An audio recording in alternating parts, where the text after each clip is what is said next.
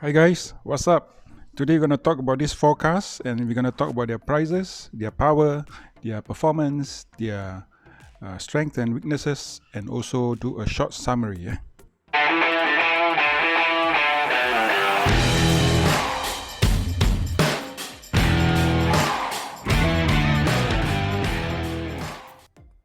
Let's talk about the price first. The GLA 250 is the most expensive here, 285,336. The XC40 is 241450, followed by the X1 230410, and the cheapest here is the Tiguan Allspace R line 209637. Okay, power wise, the X1 is at 192 horsepower, 280 Newton meters of torque. Tiguan is at 220350, GLA 224350, and XC40 is 252350, being the most powerful car here. Let's talk first about the BMW X1. The video on file is actually the X1 S-Drive 18i. This 18i comes with a 3-cylinder engine, but the 20i, the X1 S-Drive 20i comes with a 4-cylinder engine. That's the only difference. So the strength of the X1 is the easiest car to drive here. It has good handling and is very suitable for ladies because very easy to maneuver, very easy to move. And the downside is there is actually no autonomous safety functions, so that's the downside. It also is the oldest car here, oldest design, and it doesn't have anything, no bells, no whistles, just pure BMW driving pleasure. So if you like BMWs, you are a fan of BMWs at this price, you may want to go for it. But for me, I think it's the oldest car here and it doesn't bring much excitement to the segment. So therefore, having said that, I've driven this car. This car is a front wheel drive, very easy to maneuver, therefore it's very suitable for ladies to go around town, and especially for the market runs, the school runs, for mummies with 1 or 2 kids. Is very nice. Next, we talk about the XC40. In Malaysia, it only comes with one variant for now, the T5 R design. And this is the most powerful car in this sector here. And it has very good power, 250 horses, 350 Newton meters of torque. It is very good safety system, and it has very nice design. And the quality has been improved over the first batch that came in earlier. Now the quality looks much better, but the downside is the chassis. For me, the chassis is a bit unsettling compared to the XC60. So the ride handling and comfort is a little bit compromised. Handling in this case is the poorest here, I would say. Among all these four cars, handling is the poorest. I'm comparing with this class. I'm not saying the XC40's handling is poor. I'm saying that comparing with all these four cars that we have is the poorest here. And also resale value may not be that good, but in this class, when you're buying this kind of cars, resale value may not be an issue because most people are quite rich in this segment. And very sad for this car because the VCM marketing department totally missed the golden opportunity. 2 years ago when they launched the car, they did not take the opportunity, because during that time the GLA was an old car, the X1 was an old car. There was literally no competitor in this class, and being so fresh, so new, so much world awards being acclaimed for the XC40. However, it did not do very well. You don't see that many cars on the road. So very sad, and I think that is the end for the run for XC40, because now that GLA is in, now that there are other cars like even the Tiguan is in, so it may eat up into the Volvo XC40's market share. So that's quite sad for Volvo. Now we talk about the newest car here, the GLA 250. It is the freshest off the oven. It has classy interior. It is very posh feel on the inside. On the outside, however, it depends on how you look at it, but it's really not that big. It's not that the presence cannot really be felt when you look at this car. So it's just slightly a bit higher than the A class. So the downside for this car is that it is the gear lever stock. I find that the gear lever stock has got very low quality, and every day you're driving a $280,000 car, and every day you have to fiddle with the lowest quality of the gear shifter. I think that would be a really a chore for me. Yeah, and in terms of ride handling and comfort, this ride is also a bit unsettling. It's not as planted as maybe the Tiguan or the X1, but it's much better than the XC40. Yeah, and this is a car, you get very little car for the money that you pay for it being the most expensive car.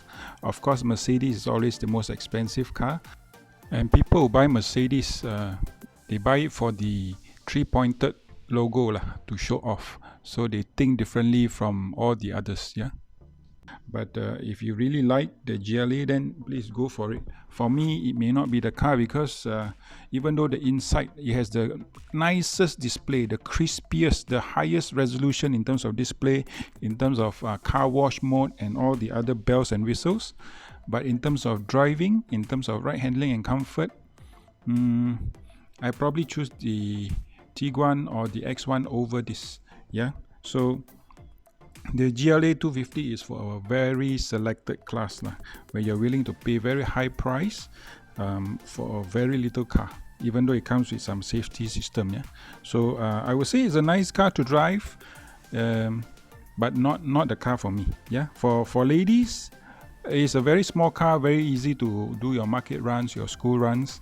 However, I think this car is more for very niche market. That's what I feel. Okay, now let's talk about the Tiguan Allspace R line.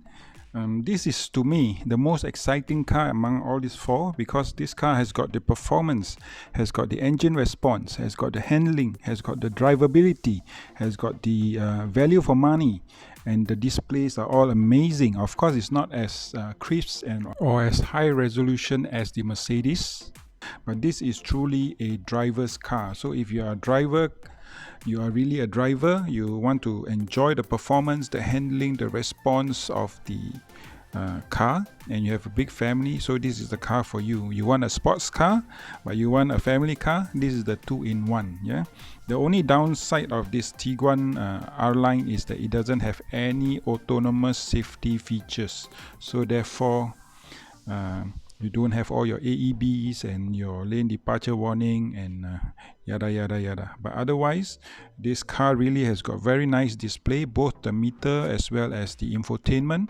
It has Apple CarPlay, and the other downside is that this car's design may be a bit too squarish, too boring for some.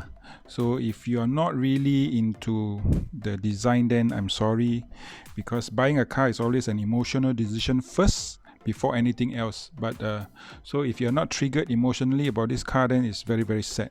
Otherwise, in terms of performance, handling, drivability, this is the best car among all these four.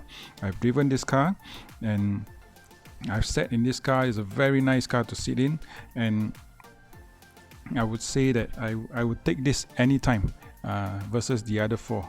So this also being the cheapest car. Yeah, cheapest car here. Okay, let's do a short summary. Among all these four cars, if your highest concern or highest priority is safety, you want to buy a car for your wife, then you should get the XC40, because you want to protect her, you want to keep her safe, you want to keep your kids safe. This is the safest car. No other car is as safe as this one. Yeah. However, if your priority is about showing off, about showing people that you have already made it in life, and you want to really reward your spouses for your shared success, then this may be the car, the GLA, because this car has got everything to show for your success, the posh, the luxuriousness, the distinction in life. So that is the car for you if you are really thinking of really showing people that you have made it in life. And if you want to buy something simple for your wife to drive, easy for her to handle, just to run around to the market, to the school, then maybe you want to choose a BMW, and that is also if you're really a hardcore BMW fan. Otherwise, I find that the X1 is not really a valuable proposition because it's a very old car. and when you want to sell it, you may come into a bit of trouble. But anyway, for people in this class, money is not a concern.